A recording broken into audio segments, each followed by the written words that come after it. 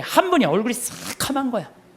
그래서 내가 수녀님한테 물어봤어요. 수녀님, 남들은 다 얼굴이 하얀데 수녀님 왜 새카마냐고. 그랬더니 이 수녀님이 신부님, 저는 잠비아에서 농장을 한다는 거예요. 무프리나 지역에서. 왜 농장을 하냐고 그러니까 거기 그냥 다 굶어 죽어갖고 농장을 해서 거기에 있는 젊은 아이들한테 농업을 가르쳐서, 잠비아가요 우리나라보다 7배 커요. 남한보다. 땅이 엄청, 그리고 다 평지야.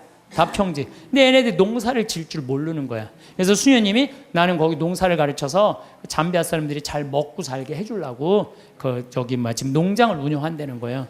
그래서 내가 눈이 이만해졌어요. 수녀님 무슨 농장을 해요? 그랬더니 몇 평이야? 그랬더니 80만 평이래요. 80만 평. 수녀님, 근데 한국은 왜 들어오셨어요? 17년 동안 거기서 사셨대요. 17년 동안 아프리카에서 사니 새카만 거예요. 암이 걸린 거야, 암이. 그래갖고 치료도 하고, 그 다음에 또 뭐라고 그러더라? 기숙사를 짓는데 돈이 없어갖고 돈 모으러 왔대요. 그래서 마침내 사는 맛 책 팔은 인세가 한 2천만 원 들어왔길래, 수녀님 내가 이거 줄게. 근데 신부님이 우리하고 무슨 상관이 있어서 이 돈을 한 번에 주냐? 밑도 끝도 없이 돈을 왜 주냐? 수녀님 무슨 소리를 이렇게 섭섭하게 하느냐고. 수녀님 하느님 일하고 나도 하느님 일하는 사람이야.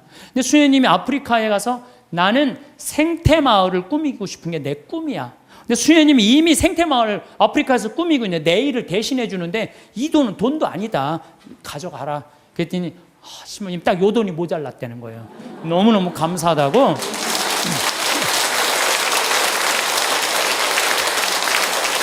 그래서 내가 수녀님한테 이거는 세 발의 피다. 이건 시작이다. 수녀님 앞으로 필요한 거 다 얘기해라. 내가 다 도와주겠다. 수녀님 도대체 우리한테 왜 이러시는 거냐고. 걱정하지 말아라. 수녀님 내가 원래 아프리카의 생태마을 꾸미고 싶은 게 내 꿈이다. 근데 이미 수녀님이 하고 있으니까 내가 아프리카에 굳이 안 가도 수녀님만 도와줘도 될 것 같다. 그래서 이번에 이제 3월 달에 아프리카를 갔어요. 근데 갔는데 그냥 갈 수 있어요? 의사 선생님들, 치과 선생님 셋, 위생사 선생님 셋, 그 다음에 대학 자원봉사자들, 그 다음에 설계사 선생님 다 해갖고 20명 데리고 갔어요. 가갖고 농업학교에 기자재, 대학으로 승진하는 데는 기자재가 필요하대요. 그 2천만 원어치. 그랬더니 또 거기는 에이즈 환자가 16,000명인데 2,000명이 에이즈 환자래. 무프리나 지역에 16,000명의 주민이 사는데 2,000명이 에이즈래. 거기 영양제가 없어갖고 약을 못 넣는데, 그럼 거기 또 500만 원. 또 학교 타타샤라고 학교에 가보니까 학교에 또 타타샤 아주 여러 지역이 있더라고. 병원, 학교, 고아원을 다 운영을 하더라고. 학교에는 학생 하나가 10권을 가지고 공부를 한대. 책 살 돈이 없어갖고. 그래갖고 그 수녀님 내가 책 다 사줄게. 그래갖고 책 다 사주고 오고. 그 고아원에는 또 우유를 못 먹어갖고 말라리아가 걸려도 약을 못 맞는데요. 그 우유값 다 대주고 오고. 그래갖고 한 5천만 원치를 대주고 왔어요. 대주고 왔는데 가보니까 80만 평의 농사를 짓는 게 아니라 2만 평밖에 못 짓더라고, 수녀님이. 그래서 수녀님 내가 돌아가갖고 2억을 드리면 포크레인, 그 다음에 트랙터를 다 사갖고 오겠더라고요. 내가 가갖고 2억을 모아갖고 내년 7월에 내가 하겠다. 그랬더니 수녀님 눈이 이만해지는 거예요. 수녀님이 나한테, 신부님 도대체 우리한테 왜 이러느냐고. 수녀님, 나는 많은 수도자들을 봤지만 이렇게 아프리카에서 16년 동안 나오지도 않고 딱 가면 거기서 사는 거예요, 그냥. 웬만하면 3년 있다 오잖아요. 그 수녀님이 7분이 사는데 7분 그대로, 한 분 말라리아 돌아가신 분 빼고는 그대로 거기서 사는 거예요. 난 수녀님들이 이뻐도 너무 이쁘다. 정말 수녀님들이야말로 꽃이다, 꽃. 교회의 꽃이다. 내가 이 수녀님들을 안 도와주면 나중에 하느님 앞에 가서 나 혼난다. 내가 2억을 모아갖고 오겠다. 그래갖고 거기 병원에 있는 수녀님이 우리 간호사를 공부시키고 싶대. 보내라, 내가 해주겠다. 수녀님이 어떻게 해? 걱정하지 말아라. 우리 계획은 인간이 하지만 완성은 하느님이 해주신다. 나는 믿는다. 근데 여러분들 내가 깜짝 놀란 게요. 온 지 한 달 반인데 1억 3천을 모았어요. 1억 3천을. 내가 말도 많이 안 했어. 이렇게 강의 때 한 사람 앞에 1,000만 원만 20명만 모으면 된다. 한 사람 앞에 1,000만 원 20명 모으면 된다. 그때 지난번에 명동에 갔는데 2명이 2천만 원을 했더라고. 그래갖고 전화가 왔어. 신부님 명동 강의 끝나는데 신부님 바쁘신데 내가 1,000만 원을 기증하는데 시간 되시냐고. 나 시간 무지하게 많다. 나 시간 무지하게 많다. 그랬더니 그분이 수표를 1,000만 원을 딱 갖고 왔더라고요. 그래서 내가 통장에 지금 벌써 5천만 원을 받아두고 이제 7천만 원 약속을 했어요. 이제 연락하면 다 넣는다는 거예요. 그래서 내가 우리 형한테도 형 아프리카 돈 번 거 뭐 할 거야? 1,000만 원 기증해 그랬더니 우리 또 형은 또 천사예요. 내가 돈 내려면 다 내요. 1초도 주저하지 않고 신부님 제가 봉헌하겠습니다. 그래서 우리 어머니도 이번 7월 달에 개를 탄대요. 어머니 1,000만 원 하라고. 죽기 전에 뭐 아프리카에 우물 파주는 게 소원이라며 내놔 1,000만 원. 그래서 어머니 7월 달에 개 타면 통장에 넣어주기로 했어요. 그렇게 1억 3천을 모았어요. 여기 계신 여러분들도 동참하고 싶은 분들은 나한테 연락하세요. 여러분들 그러면은요 내가 20명의 주주를 모으는데 그거는 주식을 받을 수는 없어요. 그렇지만 그건 하늘나라 가는 여권에 도장 하나 비자 하나 찍어 놓는 거예요. 그러니까 나는 영국이 그동안 몇백 년 동안 뺏어갔어요. 뺏어만 가고 교육 하나 안 시킨 거예요. 나는 영국 사람들 해가 지지 않는 나라라고 하는데 난 절대 그렇게 표현하면 안 돼요. 전 세계 다니면서 도둑질 하느냐고 해가 질 수가 없는 나라예요. 해 질 시간이 없는 나라지 해가 짓는 나라. 그래서 중국은 지금 굴이 다 뺏어가요. 근데 저는 어떤 생각을 갖고 있느냐 하면은 우리나라는 그러면 안 돼요. 우리나라는 이제까지 다른 나라 침략한 적 한 번도 없어요. 우리끼리 여기까지 올라온 거예요. 그럼 우리나라가 세계 제1의 인류 국가가 되려면 어떻게 해? 이제는 우리가 원조 받는 나라에서 원조 해주는 나라가 됐잖아요. 원조를 해줘도 멋있게 해주자는 거예요. 그래서 내가 그 80만 평에 그림까지 그 지역 주민들 큰 산 집까지 그림을 다 그려놨어요. 그래갖고 와서 거긴 또 아프리카인데도요 1300mm가 빈님이 오세요. 잠비아는. 그래갖고 물도 많아요. 자본이 없는 거지. 개발만 하면요 우리가 아프리카 가난하고 굶주리는 나라라고 생각하잖아요. 그렇지 않아요. 아프리카는요 정말 잘만 꾸며놓으면요 정말 살기 좋은 나라예요. 원시지구 그대로 보존된 참 좋은 지역에. 그리고 내가 이번에 그 의사 선생님들 모시고 왔는데 의사 선생님들이 그러는 거예요. 자기는 이렇게 의술을 배워도 보람을 못 느꼈대요. 왜냐하면 의사 선생님들이 스트레스 무지하게 받거든요. 뭐 치과 돈 많이 버느라 스트레스 굉장히 많이 받아요. 근데 자기네들이 여기 와서 의술을 하니까 자기들이 이렇게 힘든 공부에 대한 보람을 느낀다는 거예요. 너무 좋다는 거예요. 또 호주에서 이광현이라는 선생님이 왔는데 키가 1m 한 78 정도, 얼굴도 잘생기고 키도 크고. 근데 작년에 내가 멜버른에 강의를 갔는데 난 이런 꿈이 있다. 근데 한 젊은이가 와서 신부님 동참하겠습니다. 그걸 명함을 줬어요. 난 그거 잊어먹었죠. 근데 이 친구가요 계속 우리 인터넷에서 검색을 한 거야. 그리고 내가 그걸 딱 보고 멜버른에서 한국으로 날라온 거야. 같이 갔어요. 근데 이 아프리카 사람들은 이 이가요 뿌리가 우리는 얕은 얘네들 굉장히 깊어요. 이가 이만해. 진짜 거짓말 조금 못해서 이만해. 그러니까 이걸 빼려니까 여선생님들은 그걸 못 빼는 거야. 근데 얘는 그냥 힘이 좋으니까 그걸 다 빼는 거야. 썩은 거를. 이야. 근데 이 친구가 그러는 거예요. 자기가 후배 의사 선생들한테 자기가 너무 행복했다고 그 한 10일 동안 자기는 정말로 공부한 보람을 느낀다고. 그랬더니 3명이 또 지원을 했대. 또 수원에 이제 남자 의사 선생님 또 지원을 했어. 그래서 내가 의사 선생님들 지금 뽑는 게 의사 선생님들, 트랙터 기사, 포크레인 기사, 그 다음에 태양광, 전기 기술자 다 뽑아요. 다 뽑아갖고 내년 7월 달에 싹 모시고 가갖고 싹 해주고 오는 거야. 그래서 싹 꾸며놓으면은 아프리카는요 7월, 8월 달이 제일 좋아요. 7월, 8월이 아주 시원해요. 시원한 게 어느 정도로 시원하냐면은 이런 옷 입고 가면 얼어 죽어요. 진짜로. 우리가 몰라. 그러니까 다녀요, 제발.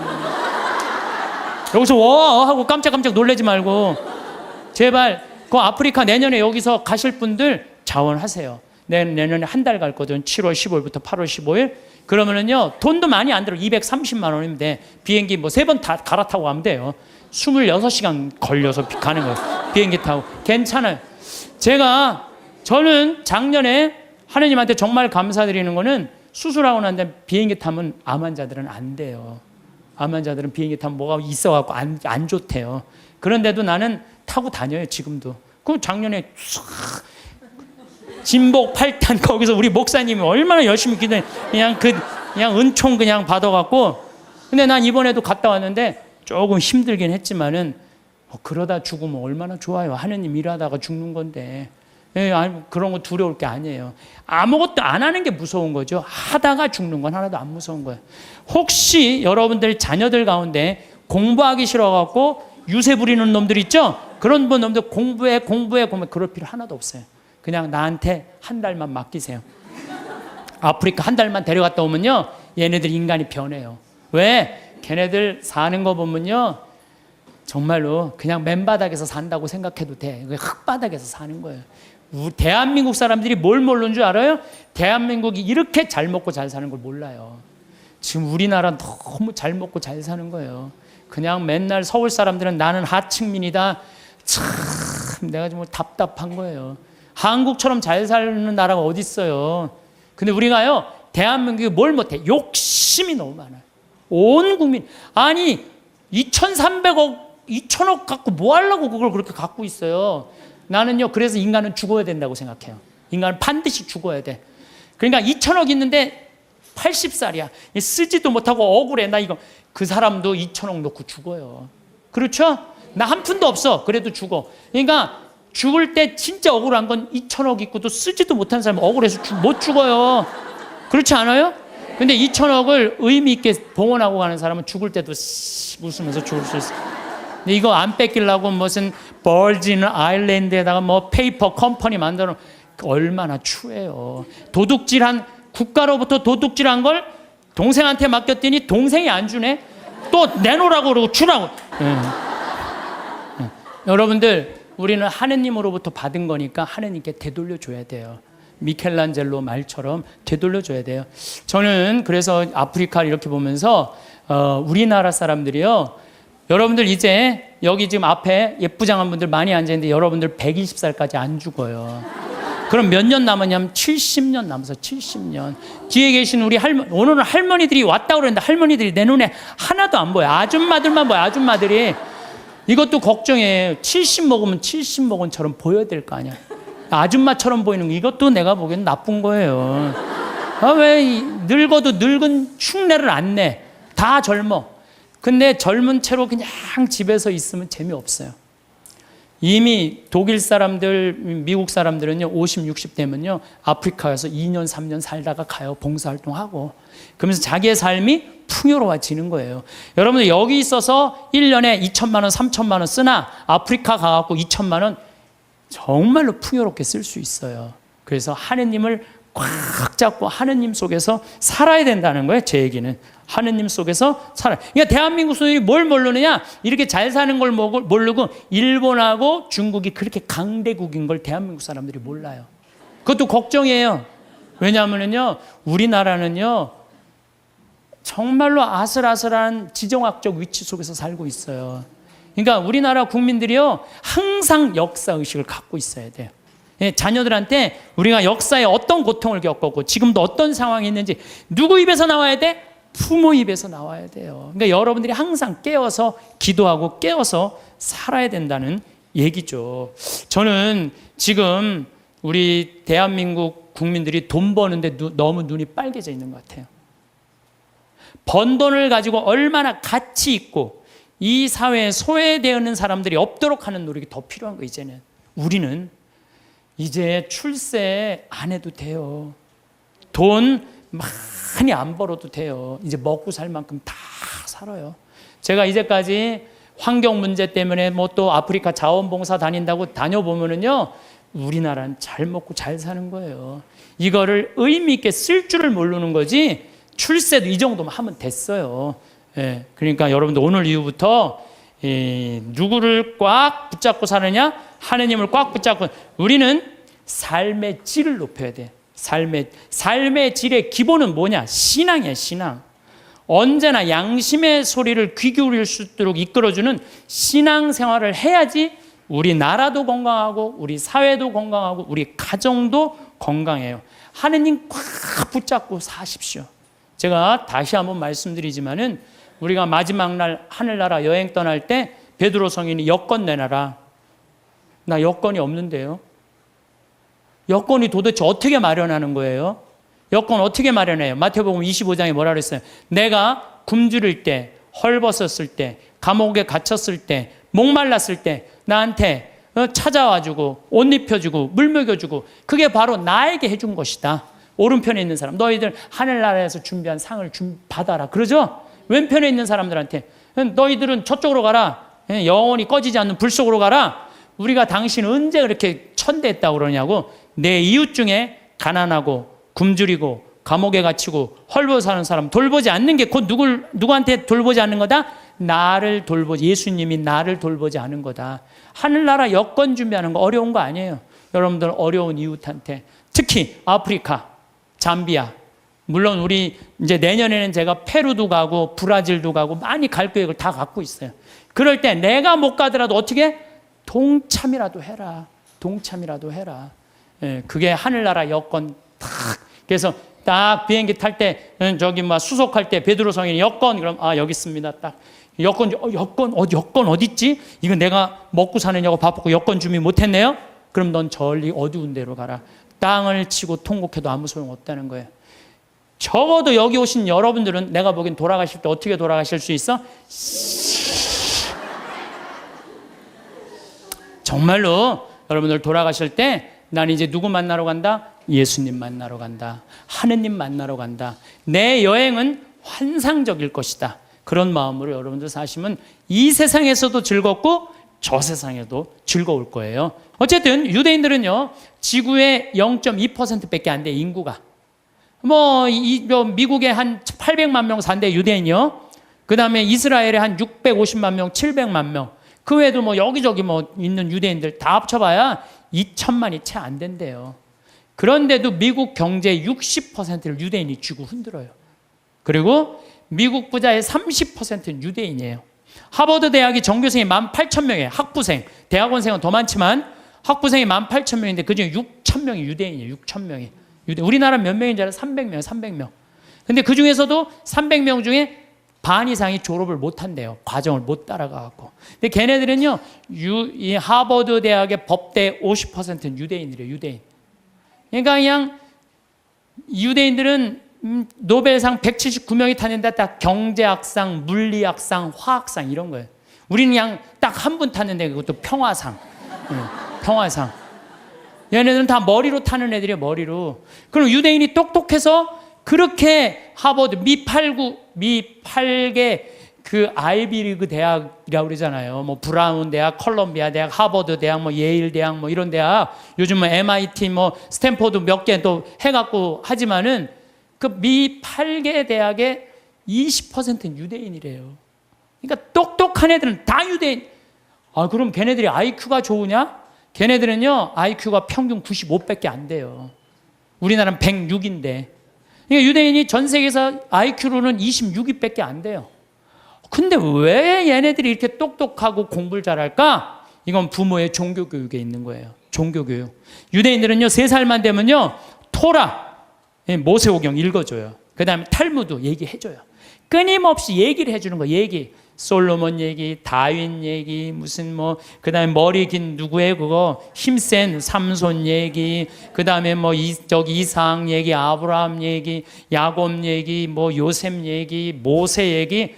얘네들은 끊임없이 부모한테 얘기를 듣는 거예요. 얘기를. 탈무드도 얼마나 부모한테 지혜로운 얘기를 많이 들어요. 배 타고 가는데 사람들이 자기 재물 막 자랑하니까 랍비가 나는 그런 거 하나도 안 부럽다. 당신 아무것도 없는데 뭐가 부러우냐? 난 머릿속에 재물이 있다. 그 무슨 머릿속에 재물이 있냐? 그러니까 배가 풍랑에 맞아 있는데 그냥 다 버리지 않으면은 배가 가라앉게 생겼으니까 재물은 다 버렸다. 재물은 다 버렸는데 그 랍비는 아무것도 안 버려도 항구에 도착하니까 머리에 지식을 가지고 선생이 되었고 먹고 산다. 진정한 재물은 뭐다? 지혜다, 지혜. 이런 걸 계속 얘기해 주는 거예요, 유대인들은. 우리나라 사람들은 뭐라 그래요? 공부해. 너 잠 좀 그만 자고 공부해. 너 텔레비전 그만 보고 공부해. 너 게임 좀 그만하고 공부해. 너 나중에 고생 안 하려면 공부해. 20년 동안 대한민국 엄마들은요, 공부하라는 얘기만 해요. 밑도 끝도 없이 공부하라고만 해. 애들이 엄마한테 듣는 건 지혜 얘기 하나도 안 들어. 오로지 공부해. 이 얘기만 듣는 거예요. 개들은요, 10마디 정도 알아듣는다고 그래. 개들은. 내가 키우는 개도 일어나, 기다려, 손, 엎드려, 먹어, 가. 이 정도 알아들어요, 개들. 내가 우리 방에서 키우는 개 나라고 한 번도 내가 얘하고 대화를 해본 적. 얜 개니까. 걔니까 말귀를 못 알아듣잖아요. 말귀를 못 말 안 하는 거예요. 근데 여러분들 자녀들한테요, 마치 개한테 하는 엄마들 많아요. 일어나, 밥 먹어, 학교가, 시험은, 숙제는, 공부해, 고생하지 싫으면 공부해, 나중에 다 알아, 공부해. 20년 동안 공부하라는 얘기만 해요. 그러니까 애들이 제일 지겨운 게 공부하라는 얘기 듣는 거예요. 엄마가 유대인들은요, 왜 2000년 동안 떠돌아 다녀야 되는지, 왜 자기네들 이집트로 끌려가야 되는지, 어떻게 이집트에서 탈출했는지, 40년 동안 왜 광야를 떠돌아 다녔는지 다 얘기해줘요. 역사에 대해서. 애들이 역사를 다 아는 거예요. 근데 우리나라는 왜 광주 민주 학생운동이 왜 일어났는지 얘기해주는 부모가 얼마나 돼요? 얘기해줘야죠. 왜 우리나라는 남북으로 갈라져서 전쟁을 해요? 네? 같은 민족끼리 서로. 왜 남북으로 갈라졌어요? 해방을 했는데 북은 소련이 갖고 가고 남은 미국이 갖고 갔잖아요. 왜? 해방을 우리 자체적으로 못했잖아요. 독립 우리 자체적으로 한 게 아니잖아요. 소련이 진격하고 미국이 갖고 가는 판 나는 거예요. 이 나라를 우리가 지키지 못한 거예요. 하다못해 1868년 이 일본은 천황을 중심으로 해갖고 나라를 통일을 해갖고 항공모함 비행기 만들 동안 우리 뭐 했어요? 사색당파 나눠줘갖고 이걸 왕으로 세울 거냐 저를 왕으로 세울 거냐 이러고 싸우다가 나라 뺏긴 거. 치욕의 역사를 갖고 있는 거예요. 그러니까 우리 정신 차려야 된다 이런 얘기 해야 하네요. 하나도 안 해요. 밑도 끝도 없이 공부해라는 밑도 끝도 없이. 왜 공부해라는 게? 네? 우리가 북이 우리나라 뺏기면 종교도 자유도 다 없어진다. 이 나라는 우리가 지켜야 된다. 이런 얘기 해줘야죠. 우리 부모들이 오로지 공부하라고 그래. 공부하라는 얘기만 들은 애가 이제 대학교 법대를 갔어. 아빠, 나 공부해야 되는데 나 군대 가면 나 공부 못 하잖아. 아빠 지금 좋은 자리에 있으니까 나 군인 좀 빼줘. 그래? 너 공부해야 돼? 그럼 내 자리 빼줄게. 그래갖고 그냥 빼줬어. 자리 손 써갖고. 그래갖고 얘도 잘 나가고 근데 아버지가 너무 잘 나가. 그래갖고 너무 잘 나가고 어느 날 장관 청면에 딱 앉아 있었는데 국회의원이 당신 아들 왜 군대 안 갔냐 그러니까 왜 군대 안 갔지? 공부하냐고 내가 빼줬는데. 그래갖고 그냥 공부한다고 그냥 아버지 그냥 장관 자리에서 끌어낸 자식들이 얼마나 많아요. 그렇지 않아요? 얘가 역사의식이 있고 부모가 역사의식이 있었으면 내 나라는 네 나라는 누가 지켜야 된다? 네가 지켜야 된다. 그럼 얘가 아버지 나 군대 갔다 올게요. 이 나라 내가 지켜야죠. 내가 앞으로 이 나라의 지도자가 될 건데 내가 지켜야 이 소리 할 거 아니에요. 부모가 그런 얘기 해요 안 해요? 하나도 안 해요. 오로지 공부해라는 얘기만 오로지. 너 하나 잘 되려면 공부해라. 내가 작년에 그 이제 갈릴레아까지 다 갔어요. 그랬더니 네게부 사막 체험을 또 데리고 가더라고요. 근데 거기 가 보니까요, 고등학교 3학년 유대인 천재애들이 30명 정도 온 거예요.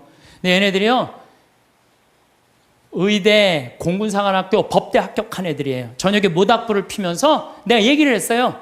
야, 니네들 우리나라는 남자만 군대를 2년 간다. 근데 니네들은 고등학교 졸업하자마자 저기만 남자 3년, 여자 3년. 얘네들은 고등학교 졸업하자마자 다 군대 가요. 3년씩.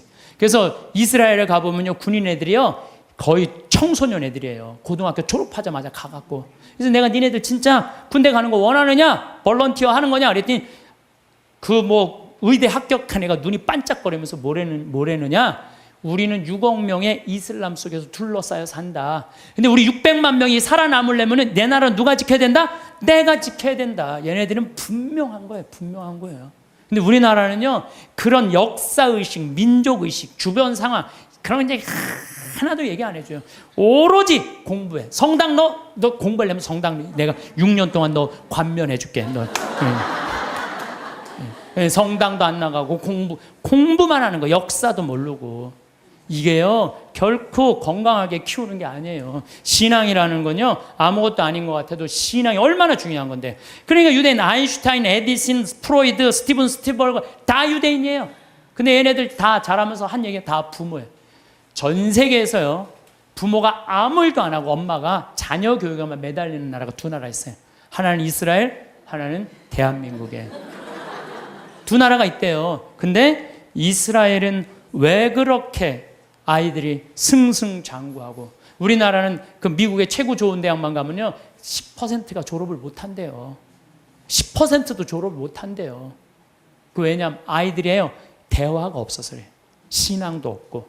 신앙이라는 게 아무것도 아닌 것 같지만요, 정말 중요한 게 신앙이에요.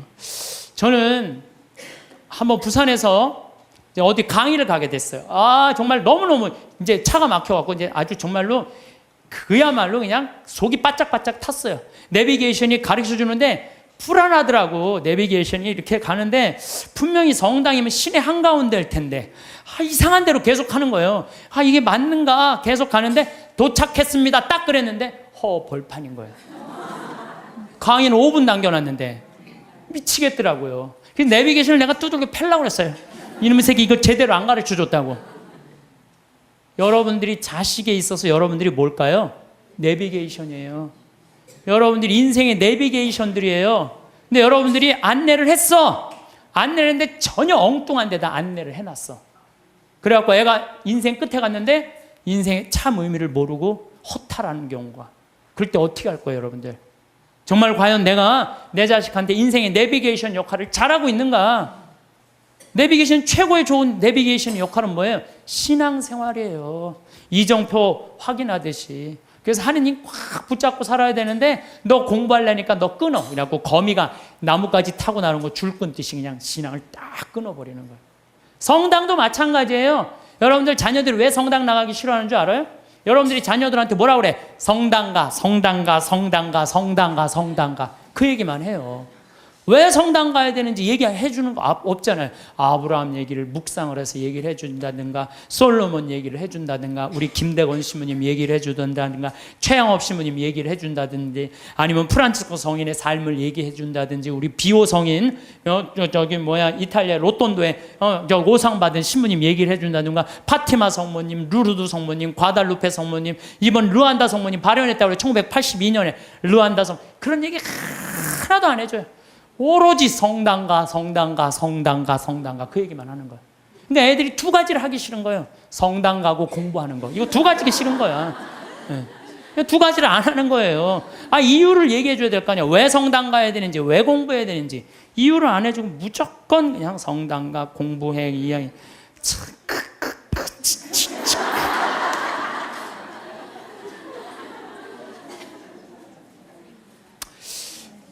우리나라 아이들은요, 공부만 한 아이들 이렇게 보면요, 난 참 불쌍해. 우리나라 아이들 왜 불쌍하냐면요, 얘네들이요, 밤 11시 반에 학원에서 끝난대요. 그럼 집에 오면 숙제가 있대요. 새벽 2시까지 숙제한대요. 아침 6시 일어나야 되는데 또 아침에 학교 가서 수업해야 되니까. 그러니까 얘네들이 친구를 사귈 시간이 없는 거야. 중고등학교 때 친구 우정이 평생을 가는 거 아니에요. 근데 자기 숙제하고 학원 다니냐고 친구를 만나서 친구들하고 놀아야지 우정을 나눌 거 아니에요. 그런데 이게 친구를 사귈 시간이 없는 거야. 나는 우리나라 애들, 나는 이해가 안 되는 단어가 있어요. 아니, 학기 중에 새벽에 학교가, 밤중에 자율학습회, 학원과 새벽 2시까지 숙제, 방학 때 무슨 보충 수업을 또 해. 얘네들이 뭐가 모자란다고 보충 수업을 하냐고요. 방학 땐 방학이라는 단어를 그럼 쓰지. 방학이라는 건 배우락을 놓을 방자를 쓰는 거예요. 공부하는 걸 놓는 게 방학이에요. 근데 이때 또 그냥 무슨 정말로 이게 정말 너무 답답해. 너무 답답해. 그러니까 아이들이요.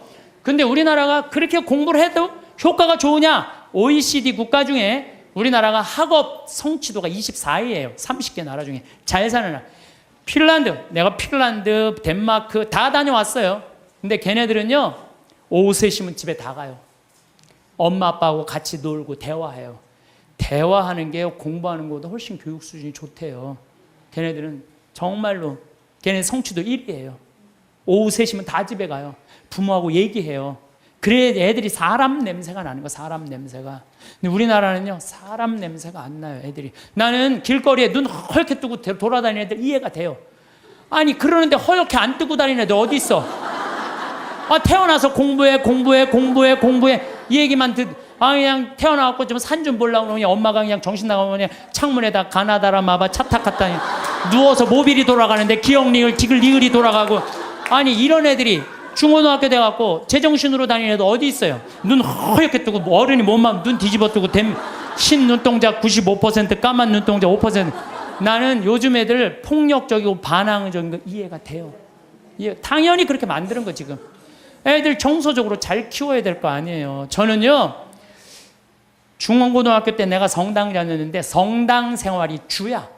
학교는 취미예요, 취미.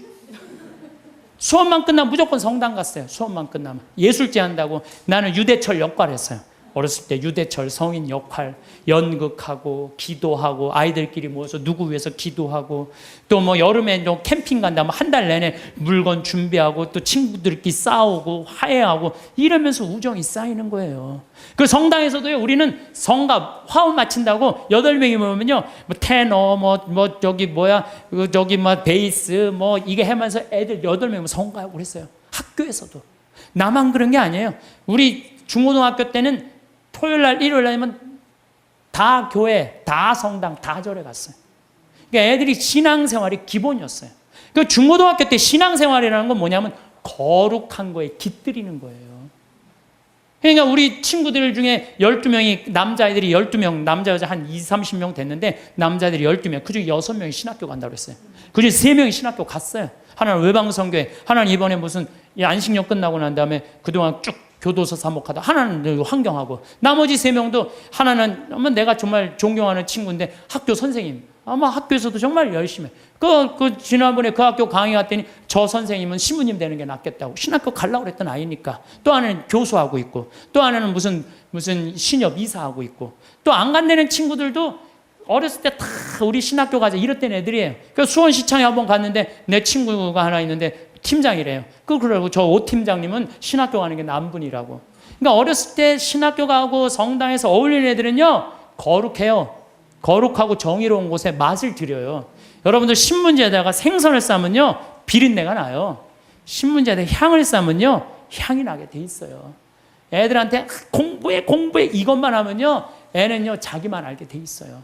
경쟁만 할 줄 아는 거예요. 서로 친구끼리 화목하게 협동하고 이러는 게 없어요. 지금 애들은 그냥 나만 공부하면 되는 거야. 그러니까 얼마나 세상이 각박하냐 이거예요. 그러니까 난 우리 중고등학교 때 성당 다니는 애들, 교회 다니는 애들, 절 다니는 애들, 정말 열심히 한 애들이 학교에서도 공부도 다 잘했어요. 보면은. 근데 그게 어느 순간인가 자율학습 학원에 다 뺏겨버린 거야. 그러면요, 공부는 잘할지 모르지만 나라는 안 건강해요. 왜? 중고등학교 때 신앙을 통해서 거룩한 가르침을 들은 애들은요, 저는 불교 가르침이든 천주교 가르침이든 개신교 가르침이든 종교라는 건 최고로 높은 가르침이에요. 그 가르침을 듣고 자란 애들은 달라요. 달라도 뭐가 달라요. 근데 그냥 아무것도 지금 애들이 성당 가서 성서를 제대로 들어요. 자기네들끼리 토론을 해요. 아무것도 안 하잖아요. 그러니까 그냥 서로 왕따 시키고 그냥 정말 우리가 깜짝깜짝 놀랄 일들이 뉴스만 보면 나오잖아요. 그게 왜 그래요? 신앙생활을 안 가르치기 때문에, 거룩한 생활 안 가르치기 때문에 그래요. 그래서 여러분들 하느님을 놓친다는 건요, 이게 아무것도 아닌 것 같아요. 다 놓치는 거예요. 나라도 마찬가지야. 나라도. 여러분들 칼 마르크스가 자기 자본적인 공산주의 혁명할 때 종교는 뭐라고 그랬어요? 인민의 아편이라고 그랬죠? 그리고 공산혁명 소련에서 일어나고 다 일어났어. 근데 소련 어떻게 됐어요? 지금 어떻게 됐어요? 완전히 쫄딱 망하고 포기했어요. 공산주의. 그리고 공산주의 국가 중에 잘 사는 나라 있었어요? 아니, 잘 사는 거 기쁨이, 우리 공산주의 하면 딱 어디 인상 쓰고 이런 것만 있잖아요. 이게 하느님을 놓치면 그렇게 되는 거예요. 우리가 종교라는 게 이 인간이 살아가는데 절대적인 중심인 거예요. 난 일본은요, 난 망한다고 생각해요. 왜? 일본은 천황이에요, 천황. 자기네들이 무슨 동굴에서 일장기 뻥 떠 태양의 아들이라고, 무슨 개뿔 태양의 아들, 무슨 태양의 아들이에요. 태양의 아들이 그래요. 이 아시아 전쟁 일으켰을 때 2200만 명이 죽었어요. 그럼 반성해야 될 거 아니에요. 근데 얘네들은요, 기준점이 없어요. 그냥 자기네들만 잘 먹고 잘 살면 되는 거야. 그러니까 얼마 전에 스위스 제네바에서 자기네들 인권국가라고 그러니까 다른 민족 다 웃었잖아요. 전 대표가 다 웃었어요. 그러니까 그 대사가 shut up. 어디 그런 무식. 그러니까 나는 일본은요, 저건 언제든지 망한다고 분명히 난 믿어요. 예. 저 나라는요, 지금 이 지구 역사에서 다른 민족과 화해하지 못하잖아요. 그러면은요, 그 나라는 떨어지게 돼 있어요. 반드시. 근데 저거 우리 용서도 청하지 않고, 독일은요, 끝까지 남아있는 마지막 한 사람까지 다 보상하겠다는 거 아니에요. 그 독일하고 일본하고 여러분 어떻게 일본 놈이라는 말이 그래서 나오는 거예요. 일본 놈이라는 말이. 예. 왜? 이게 국가적인 양심의 반성을 안 하는 거예요. 그리고 무슨 위안부 장애인들이 강제로 끌려가고, 예. 그리고도 반성 안 하나. 정말로 창피한 나라예요. 저 나라. 근데 저 일본은요 정말 지독해요. 자기네들이 저렇게 하자면 살자면 저 지독한 놈들이야. 근데 난 저런 식으로 앞으로 세계에선 절대 인류 국가 못 되는 나라예요. 저 일본은 하류예요. 아무리 자기네들이 기술이 좋아도 하류예요. 하류. 북한은 어때요? 북한. 김일성이 아버지 아니야, 아버지. 근데 김일성이 정말 높은 가르침을 줬어요? 지금 북한 주민들 굶어 죽어요. 굶어. 우리 집에 내 탈북자 한 분 지금 근무를 하고 계세요. 생선을 못 먹어요. 먹어봤어야지. 고기를 못 먹어. 고기를 먹어. 심지어 계란도 못 먹어. 먹어본 적이 없는데. 하느님을 빼버리고는요 절대 나라가 건강할 수가 없어요. 저 나라는 아니 저게 말이 돼요? 저 북한 여러분들 북한 지금 말이 된다고 생각하세요? 국민들은 다 굶어 죽는데 참 답답한 일 노릇이에요. 예. 그래서 여러분들 우리가요 하느님을 꽉 붙잡고 살 때 양심의 소리를 들을 수 있는 거예요. 양심의 소리를 들을 수 있고 인간이 잘못하다가도 하느님이 예수님이 이건 아니다. 성서에 다 나와 있잖아요. 이건 아니다. 그러면 그래 우리가 이렇게 잘못했지. 여기 독일 사람들이 그래서 반성하고 자기네들 회개하고 그러는 거 아니에요. 근데 일본은 누가 반성 회개 기준이 없어. 기준이. 그참 저렇게 나가고 있는 거예요. 예, 나는 일본은 반드시 망한다고 난 믿어요. 예, 반드시 망할 거예요. 예, 저 나라는.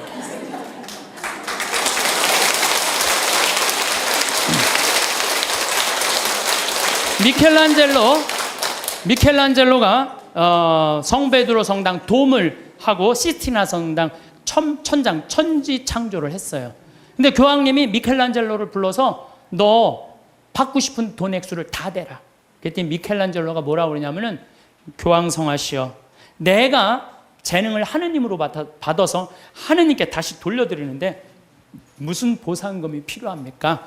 나는 이거 하늘나라 들어가는 입장 봉헌하겠다고. 하늘나라 들어가면 입장료로 봉헌하겠다고 그래요. 근데 여러분들 베드로 성당 돔이 얼마나인 줄 알아요? 신라 호텔이 들어가요. 그 돔 이렇게 보면요. 내가 그래서 또 이번에 베드로 성당 가서 재봤어요. 신라 호텔이 진짜 들어가나? 근데 이 라인에 보니까요 신라 호텔 들어가고 남을 정도로 크더라고요. 베드로 성당이 얼마나 크냐면은 잠실 운동장 2배만한 거예요. 크기가. 이 야구 때리면 140m 끝에 가잖아요. 베드로 성당 이 잎에서 저 끝이 178m예요. 베드로 성당 잠실 그 어마어마한 걸 지면서 미켈란젤로 한 푼도 안 받아요. 내가 하나님으로부터 받은 재능을 하나님께 돌려드리는데 무슨 내가 보상금을 받느냐고. 예. 이거 하나님 꽉 붙잡고 3분. 그 다음에 스페인의 성가정 성당 가우디. 이 가우디는 지금 가경자예요. 복자 바로 밑에. 이분은 장가도 안 갔어요. 이 성당 하나님 집 짓는다고요? 옷도 아닙니다. 그냥 집 짓다가 너무 피곤하면 그 성당 앞에 공원이 있어요. 공원에 누워있으면 그 산거지 그런 거지가 그 천재가. 사람들이 이렇게 불쌍하다고 돈 주면요 깨보면 막 동전이 이렇게 쌓여있으면 이거 신축금 한다고 이렇게 갖다 공사하는 사람들한테 주고 오로지 하느님의 일만을 하다가 간 분이죠. 이게 하느님의 일만을 하다가 간 분들 참 많은 하느님의 입장료죠. 여기 오신 사실은 여러분들 이 평창까지 오신 여러분들은 내가 보기에는 적어도 가슴에 여권 있는 분들이에요. 여권 있어요 없어요? 여권 있는 분들이에요.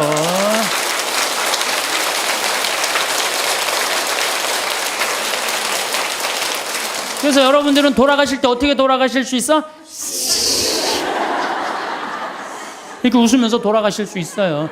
제발. 아니 이게 농담이 아니고 여러분들 이 생각 나는 죽을 때 싹 웃으면서 죽을 거야. 마음속으로 생각하세요. 이 세상 원도 한도 없이 열심히 살고 하느님 뜻 따라 살다가 죽을 때 난 이제 무슨 비행기 타고 가는 거야? 여러분들 비행기 다 통과하고 비행기 딱 타면 기분 좋아요 안 좋아요? 좋죠? 싹 웃을 수 있듯이 우리가 이 세상 살기 열심히 살다가 마지막 날 돌아가실 때 가슴에 여권 있으면 웃으면서 돌아가실 수 있어요. 그래서 여러분들 돌아가실 때 웃으면서 돌아가시기를 바라겠습니다. 행복은 어디에 있을까요? 많은 분들이 행복을 찾아 이곳저곳을 헤매입니다. 더 좋은 환경과 더 나은 조건을 갖추면 행복해질 거라 믿습니다. 하지만 막상 원하던 것을 얻고 나면 또 다른 무언가가 필요하다고 느낍니다. 이는 우리가 행복의 근원을 잘못된 곳에서 찾고 있기 때문입니다. 진정한 행복은 밖이 아니라 안에 있습니다. 마음이 평안할 때 비로소 행복을 느낄 수 있습니다. 아무리 좋은 것들로 둘러싸여 있어도 마음이 불안하고 흔들린다면 그 어떤 것도 행복을 가져다 주지 못합니다. 반대로 마음이 고요하고 평안하다면 소박한 일상 속에서도 깊은 만족을 느낄 수 있습니다. 바쁘게 무언가를 추구하는 삶이 아니라 고요하게 현재를 누리는 삶이야말로 진정한 행복으로 가는 길입니다. 그렇다면 어떻게 마음의 평안을 찾을 수 있을까요? 가장 먼저 해야 할 일은 나 자신과 평화롭게 지내는 것입니다. 우리는 흔히 자신에게 가장 엄격한 비평가가 됩니다. 조금만 실수해도 자책하고 조금만 부족해도 자신을 탓합니다. 하지만 이런 태도는 마음의 평안을 깨뜨립니다. 스스로를 향한 가혹한 판단은 내면의 평화를 빼앗아갑니다. 나의 감정을 있는 그대로 바라보는 연습이 필요합니다. 화가 나거나 슬프거나 불안한 마음이 들 때 그것을 억누르려 하지 마세요. 부정적인 감정도 우리 삶의 자연스러운 일부입니다. 그 감정들을 인정하고 받아들일 때 오히려 그것들이 잦아듭니다. 감정을 억압하면 더 커지지만 수용하면 자연스럽게 흘러갑니다. 감정을 관찰하는 것만으로도 큰 변화가 일어납니다. 화가 난다면 그 화가 어디서 시작되는지 느껴보세요. 가슴이 답답한지 목이 조이는지 손에 힘이 들어가는지 살펴보세요. 이렇게 감정을 관찰하면 그것에 휩쓸리지 않고 한 걸음 물러서서 볼 수 있습니다. 감정은 파도처럼 밀려왔다가 반드시 빠져나갑니다. 영원히 지속되는 감정은 없습니다.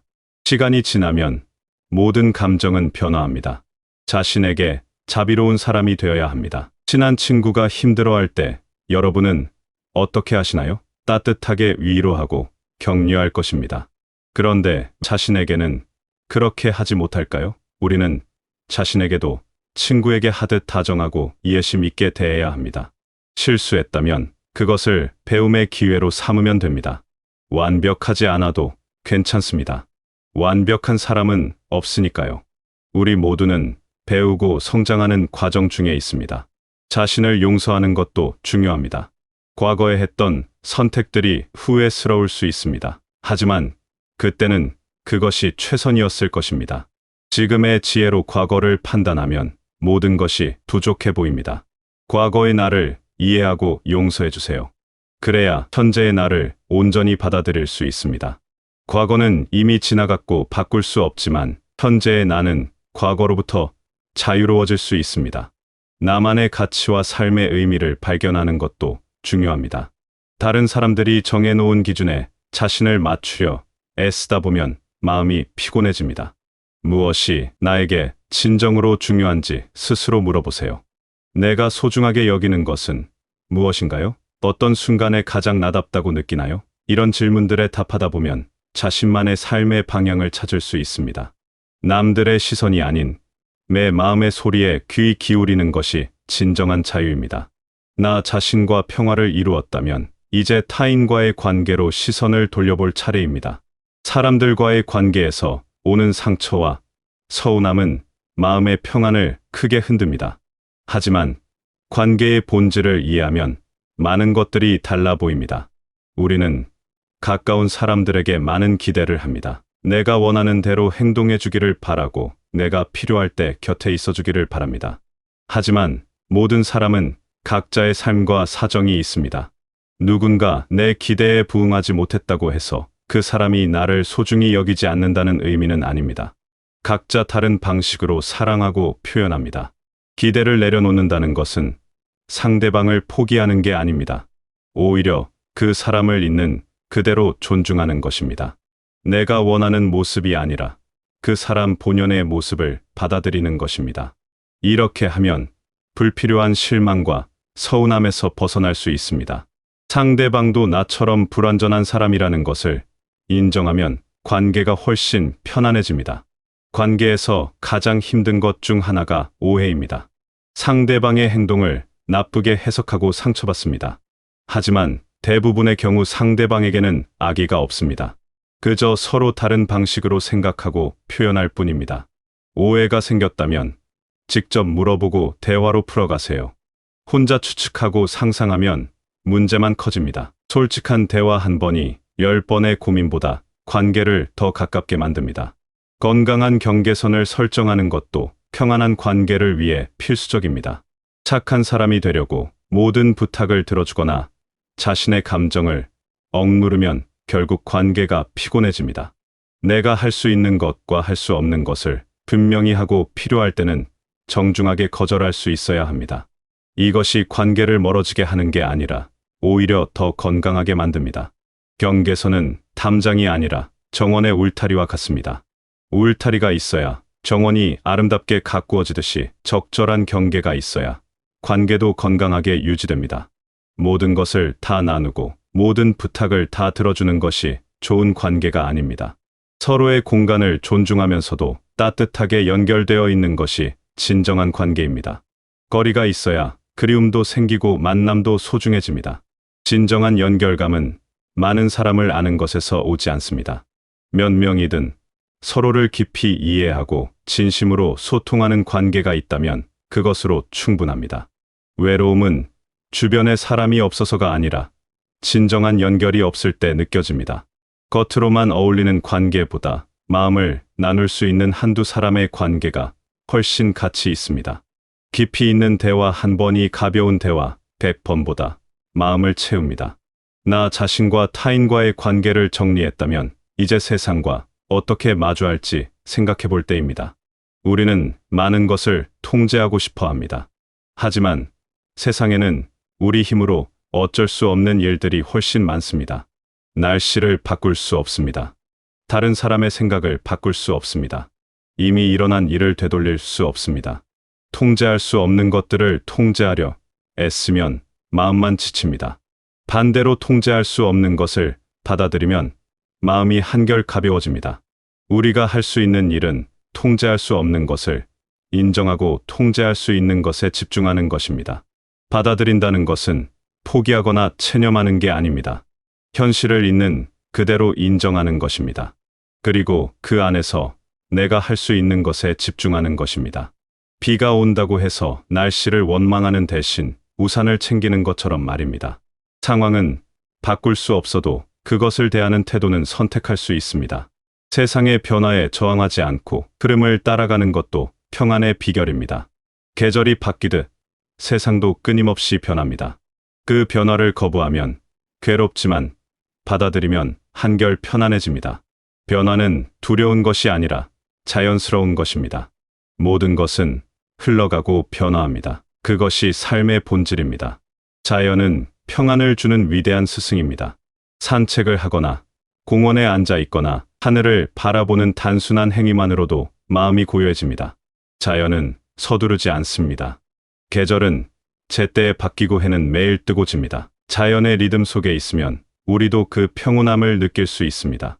나무를 보세요. 바람이 불면 가지가 흔들리지만 뿌리는 단단히 박혀 있습니다. 우리도 나무처럼 될 수 있습니다. 외부의 상황이 변해도 내면의 중심은 흔들리지 않는 것입니다.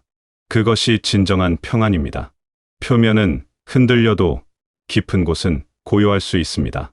하루하루 하는 일들도 관점을 바꾸면 달라집니다. 집안일도 돌봄도 봉사활동도 모두 의미 있는 일입니다. 어떤 일이든 그 안에서 보람을 찾을 수 있습니다. 중요한 것은 일의 크기가 아니라 그 일을 대하는 마음가짐입니다. 작은 일이라도 정성을 다하면 그것이 삶의 의미를 더합니다.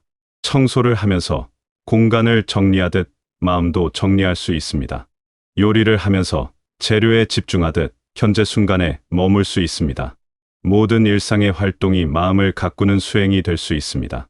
특별한 무언가를 해야 의미 있는 것이 아닙니다. 평범한 일상을 어떻게 살아가느냐가 더 중요합니다. 매일 반복되는 작은 일들이 모여 우리 삶의 질을 결정합니다. 이렇게 나 자신과 타인과 세상과의 관계를 정리하고 나면 일상에서 평안을 가꾸는 습관들이 필요합니다. 거창한 것이 아니라 아주 소소한 것들입니다. 아침에 창문을 열고 신선한 공기를 마시는 것, 좋아하는 차를 천천히 마시는 것, 좋아하는 음악을 듣는 것, 산책을 하는 것, 맛있는 음식을 정성껏 만들어 먹는 것, 화분에 물을 주는 것. 이런 단순한 일들 속에 삶의 기쁨이 있습니다. 작은 것에서 기쁨을 찾을 줄 아는 사람이 진정으로 부유한 사람입니다. 하루를 시작하고 마감하는 나만의 방식을 만드는 것도 좋습니다. 아침에 일어나 스트레칭을 하거나 잠시 명상하거나 오늘 하루를 생각하는 시간을 갖는 것, 저녁에 하루를 돌아보며 감사한 일들을 떠올리는 것, 이런 작은 습관들이 삶의 리듬을 만들고 마음에 안정감을 줍니다. 규칙적인 습관은 혼란스러운 세상에서 우리에게 안정감을 줍니다. 감사하는 마음을 갖는 것은 평안으로 가는 지름길입니다. 오늘 하루 좋았던 일을 3가지만 떠올려 보세요. 아주 작은 것도 괜찮습니다. 맛있는 식사를 했다는 것, 날씨가 좋았다는 것, 누군가와 즐거운 대화를 나눴다는 것. 이렇게 좋은 것에 초점을 맞추면 마음이 풍요로워집니다. 감사는 우리가 가진 것을 충분하게 만드는 마법입니다. 무엇보다 지금 이 순간에 온전히 있는 연습이 필요합니다. 우리는 과거를 후회하거나 미래를 걱정하며 현재를 놓치곤 합니다. 하지만 우리가 살 수 있는 시간은 오직 지금뿐입니다. 밥을 먹을 때는 밥 먹는 것에 집중하고 걸을 때는 걷는 것에 집중하세요. 지금 하고 있는 일에 마음을 온전히 두면 그 순간이 풍요로워집니다. 현재에 머무는 것이 처음에는 어려울 수 있습니다. 마음은 자꾸 이곳저곳으로 떠돌아다니려 합니다. 그럴 때마다 부드럽게 다시 현재로 돌아오세요. 호흡을 느끼는 것이 좋은 방법입니다. 숨이 들어오고 나가는 것을 관찰하면 자연스럽게 현재 순간에 머물게 됩니다. 호흡은 항상 현재에 있습니다. 평안은 어느 날 갑자기 찾아오는 것이 아닙니다. 매일매일 조금씩 가꾸어가는 것입니다. 어떤 날은 마음이 평온하고 어떤 날은 흔들립니다. 그것이 자연스러운 일입니다. 중요한 것은 흔들릴 때마다 다시 중심을 찾는 것입니다. 평안은 한번 얻으면 영원히 지속되는 것이 아니라 계속해서 되찾아가는 것입니다. 마음이 불안할 때 자신을 다그치지 마세요. 불안도 감정의 하나일 뿐입니다. 그것을 느끼고 인정하고 지나가도록 두세요. 평안하지 못하다고 자책하면 더 평안해지기 어렵습니다. 있는 그대로의 나를 받아들이는 것이 평안의 첫걸음입니다. 불완전함을 인정할 때 오히려 완전함에 가까워집니다. 내면의 평안이라는 단단한 토대 위에 진정한 행복이 꽃핍니다. 외부 조건이 완벽하지 않아도 마음이 평안하면 행복할 수 있습니다. 반대로 모든 것을 다 가져도 마음이 불안하면 행복할 수 없습니다. 행복의 열쇠는 밖이 아니라 우리 안에 있습니다. 우리가 찾던 모든 것은 이미 우리 안에 있었습니다. 삶은 완벽할 수 없습니다. 힘든 일도 있고 슬픈 일도 있습니다. 하지만 그 모든 순간 속에서도 평안을 잃지 않으려 노력할 수 있습니다. 평안을 향해 가는 과정 자체가 우리 삶을 더 깊고 의미 있게 만듭니다. 목적지가 아니라 여정이 중요합니다. 여러분의 마음이 고요한 호수처럼 잔잔해지기를 바랍니다. 작은 파도가 일어도 금방 잔잔해지는 호수처럼 어떤 일이 생겨도 다시 평안으로 돌아올 수 있기를 바랍니다. 그리고 그 평안 속에서 진정한 행복을 누리시기를 바랍니다. 평안한 마음은 여러분이 이미 가지고 있는 것입니다. 다만 그것을 발견하고 가꾸는 일이 필요할 뿐입니다. 지금 이 순간부터 자신에게 다정하고 관계의 여유를 갖고 삶을 있는 그대로 받아들여 보세요. 그러면 어느새 마음속에서 평안이 자라나는 것을 느끼실 수 있을 것입니다. 여러분 모두 평안한 마음으로 매일매일을 살아가시고 그 평안이 가져다주는 깊은 행복을 누리시길 바라겠습니다.